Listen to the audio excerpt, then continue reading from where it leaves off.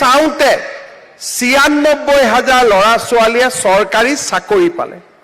এটাও court cash নহল, কোনো এটা দালালে এটকা খাব নোৱাৰিলে। ইমান নিকা আৰু স্বচ্ছতাৰে আমি চৰকাৰী চাকৰি দিলো। আৰু 4,000 দিলেই 1 লাখ হৈ যায়। কিন্তু 1 লাখতো আমি শেষ কৰিব খোজা নাই।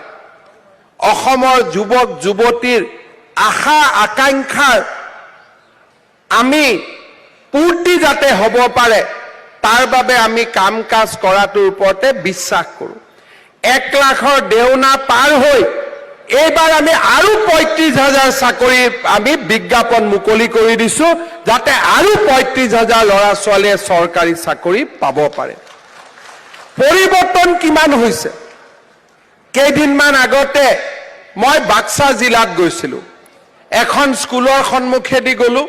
স্কুলত মই গাড়ীখন ৰখাই ল'ৰা ছোৱালীকেইটাৰ লগত কথা পাতিলোঁ।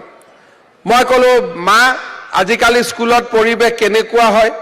ছোৱালী এজনী, সৰু ছোৱালী, মোক মাত দিলে যে ছাৰ, আজিকালিতো পঢ়িলেহে চাকৰি পায়, সেইকাৰণে আজিকালি স্কুলবিলাকতো শিক্ষাৰ পৰিৱেশ আগতকৈ বহুত ভাল হৈছে। যোৱা 3 দিন আগত মই ধেমাজিত আছিলোঁ। ল'ৰা কেইটামানে মোক আহি ক'লে যে ষ্টেডিয়ামখন অলপ মাটি তাটি পুতি ঠিক কৰি দিব লাগে। মই ক'লোঁ, বাবা, তহঁতি খেল নেকি? বোলে, দাদা, আমি নেখেলো। মই বোলো, তেতিয়াহ'লে তহঁতৰ কিয় ষ্টেডিয়াম লাগে? বোলে, পুলিচৰ ইণ্টাৰভিউ হ'ব নহয়, গতিকে ৰাতিপুৱা দৌৰিব লাগে।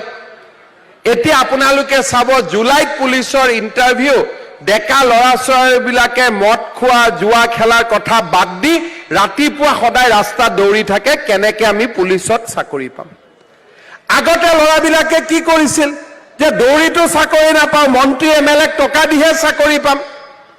সেই পৰিৱেশ আমি অসমত 2 বছৰৰ ভিতৰতে পৰিৱৰ্তন কৰিম।